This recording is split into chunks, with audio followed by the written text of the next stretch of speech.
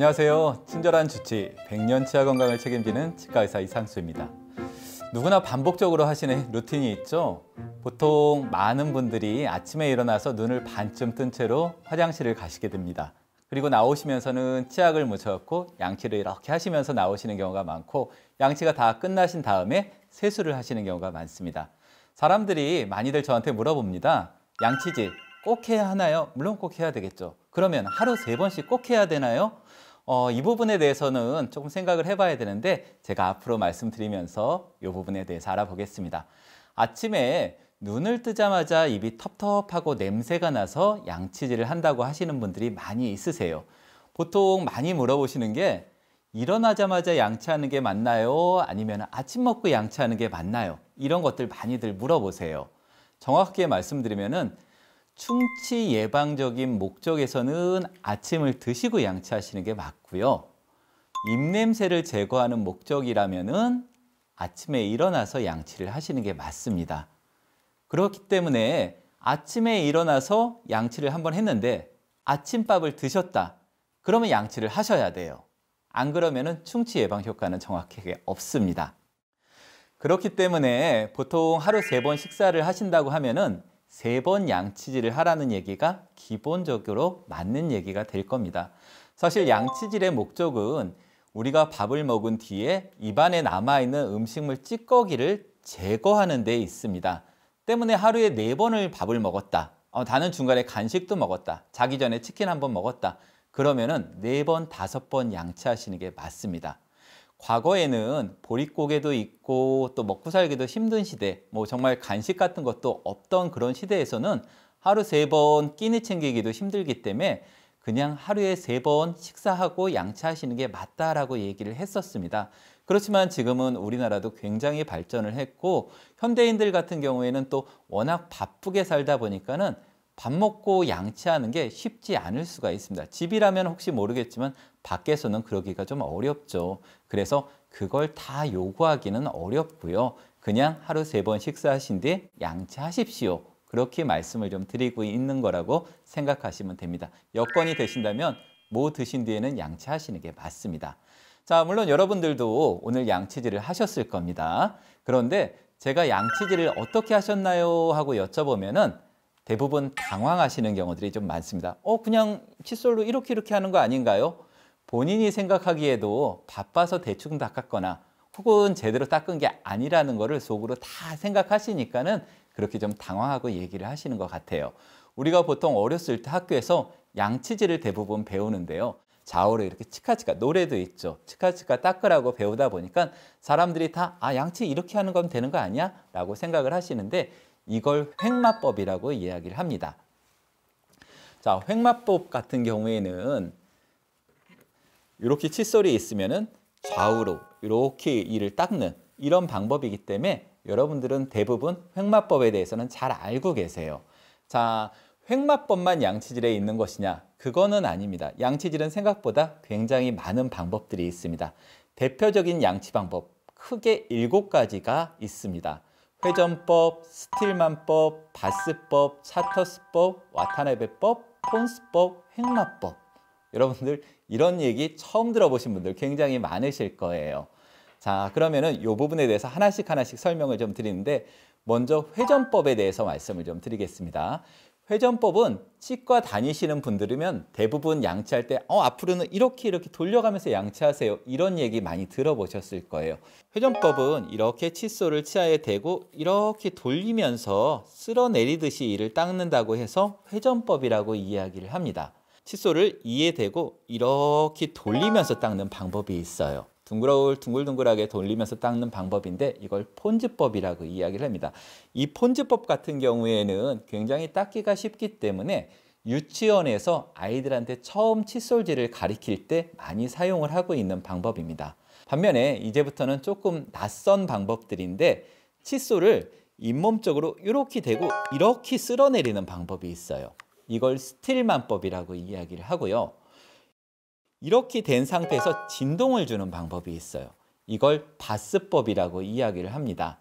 반대로 칫솔을 씹는 면 쪽으로 이렇게 45도로 각도를 기울여서 이렇게 위로 올리는 방법이 있는데 이걸 차터스법이라고 이야기를 합니다. 또는 동일한 방법인데 칫솔모를 굉장히 작은 거를 사용을 해서 이렇게 치아 사이에 찔러 넣는 방법이 있어요. 이거를 와타나베법이라고 이야기를 합니다. 이 각 칫솔질 방법들은 각각 다 장단점이 있어서 어떤 경우에는 이 방법, 어떤 경우엔 저 방법을 쓰는 게 효과적입니다. 그러니까 이 7가지 양치 방법을 한 가지만 쓰시는 것은 아니고요. 다 섞어서 각 치아 부위에 맞게 골고루 쓰시는 게 좋습니다. 제가 이 말씀을 좀 드리면 환자분들이 그러면 원장님은 그 7가지 방법들을 다 여기저기 쓰시나요? 라고 물어보실 때가 있는데 저도 그렇지는 않습니다. 저는 보통 횡마법과 차터스법을 사용을 하고 그리고 마지막으로 바스법을 사용을 하고 있어요. 제가 쓰는 방법은 첫 번째로는 이 씹는 면들이 있죠. 이 씹는 면은 횡마법으로 닦습니다. 앞뒤로 이렇게 타면서 닦기 때문에 닦기가 굉장히 좋고요. 그 다음에 치아의 옆면들은 차터스법을 사용을 합니다. 칫솔모를 씹는 면 쪽으로 이렇게 45도 기울여서 이렇게 위쪽으로 저는 올려서 닦고 있습니다. 이렇게 올려서 닦을 때 장점은 치아와 치아 사이 부분을 잘 닦을 수 있다는 장점이 있습니다. 그리고 마지막으로 잇몸 쪽으로 칫솔을 이렇게 45도 기울인 다음에 진동을 줘서 잇몸 안쪽 부분까지 닦을 수 있는 치아와 잇몸 사이 부분을 닦을 수 있는 칫솔 방법으로 마무리를 하고 있습니다. 물론 여기서 제가 이제 마지막으로 끝나는 건 아니고요. 우리가 이렇게 이를 닦으면 한 군데 놓치는 부분이 있죠. 바로 이와 이 사이 부분 쪽입니다. 이 이와 이 사이 부분 쪽은 칫솔로 닦기는 좀 어려운 부분이기 때문에 치실이나 치간 칫솔을 쓰셔야 돼요. 만약에 여러분들이 치실이나 치간 칫솔을 안 쓰신다면은 이 이와 이 사이 부분은 평생 이 한 번 안 닦은 것이 되고 그쪽 부분부터 충치라든가 잇몸병이 많이 생길 수가 있습니다. 그래서 이 부분을 쓰실 때는 치실이라든가 치간 칫솔을 꼭 써주셔야 돼요. 만약에 치간 칫솔이 들어갈 수 있다면 치간 칫솔을 쓰시는 게 가장 좋고요. 치간 칫솔이 들어갈 정도의 틈이 없다 그러시면은 그때는 치실을 쓰시는 게 맞습니다. 이렇게 해서 치아 사이에 넣습니다. 이걸 그냥 넣었다가 이렇게 빼시는 경우들이 좀 있는데요. 그러면은 아무 의미가 없고요. 넣으신 다음에 구두 닦듯이 이렇게 닦아주셔야 돼요. 반대쪽도 역시 손을 좀 넣어서 구두 닦듯이 이렇게 좀 닦아주시면서 이를 좀 사용을 하셔야지 치실의 효과를 제대로 보실 수가 있습니다. 치실 같은 경우에도 굉장히 효과적이지만 아무래도 범위가 좀 크고 그러면은 실이 왔다 갔다 하는 것보다는 솔로 그냥 한 번에 쑥쑥 닦아주시는 게 훨씬 좀 좋습니다. 치간 칫솔은 굉장히 종류가 많습니다. 이 종류가 이 칫솔 모양의 종류보다는 중요한 게 아니고요. 칫솔모의 굵기가 중요합니다. 그래서 틈이 작으신 분들은 조금 작은 거를 사용을 하시고요. 틈이 크신 분들은 굵은 거를 쓰시는 게 좀 좋습니다. 그래서 쓰실 때 치아와 치아 사이 부분 쪽에 이렇게 집어넣으시는 거예요. 보시면은 이게 들어가 있는 게 보이시죠?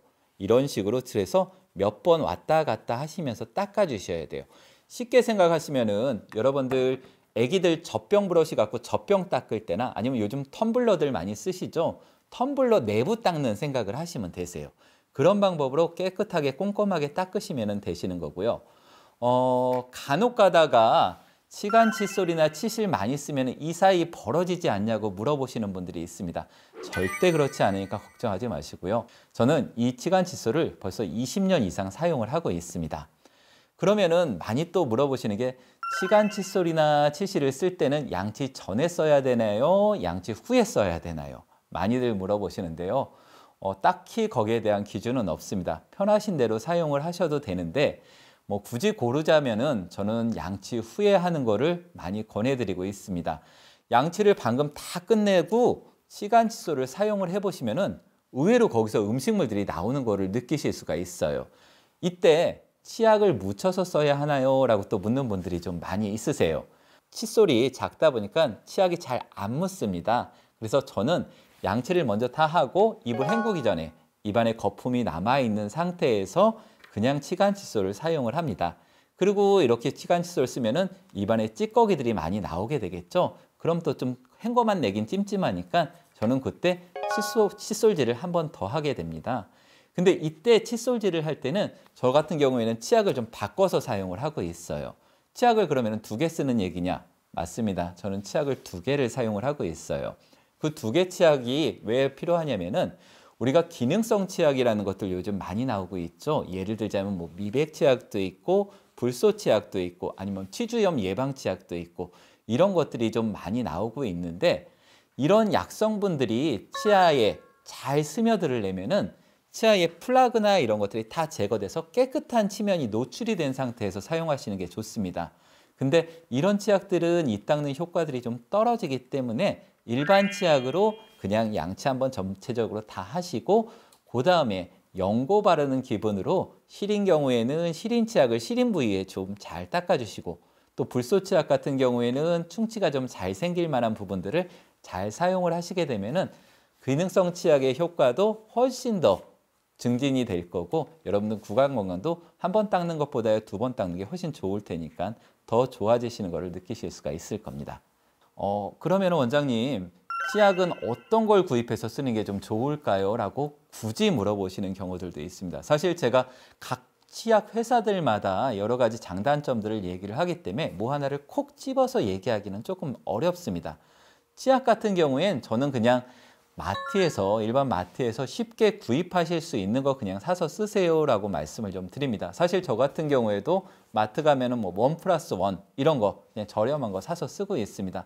치약을 구입을 하실 때 제가 한 가지 권해드린다면은 불소 함유라고 되어 있는 치약을 사용하시는 게 좀 좋습니다.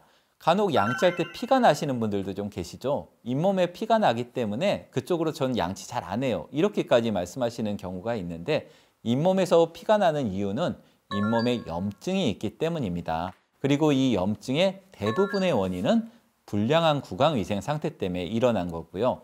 따라서 입안에서 피가 나시면은 오히려 더 양치를 잘 하실 거를 권해드립니다. 이렇게 입안에 피가 나더라도 양치를 잘 해주시면은 구강위생 상태가 개선이 돼서 많이 피가 나는 게 줄어들 거고요. 그거보다 조금 더 권해드린다면은 치과 가서 스케일링을 한번 받아보시는 것들도 좋습니다. 이 치석이라는 거는 단순하게 떼낀 게 아니고 균덩어리이기 때문에 치석들이 붙어 있으면 균들이 계속 잇몸을 자극을 하고 그래서 염증이 남아 있을 수가 있습니다. 만약에 이런 식으로 내가 양치를 일주일, 2주를 했는데도 피가 멈추지 않고 똑같다 증상이 그러면은 그때는 치과 가서 검진을 한번 받아보시는 게 좀 좋습니다. 단순하게 양치질로 해결이 되지 않을 정도로 잇몸 질환이 진행되어 있을 수가 있어서 그렇습니다. 치아는 한번 썩고 손상이 되면 스스로 회복이 되지 않는 조직입니다. 그렇기 때문에 치아가 건강할 때 잘 관리를 해주셔야 하고요. 치아 관리의 가장 쉬운 방법이 바로 양치질입니다. 오늘 배운 양치질 방법으로 생활 속에서 실천하시면서 100년 치아 건강 잘 지켜나가시기 바랍니다. 자, 지금까지 100년 치아 건강을 책임지는 치과 의사 이상수였습니다.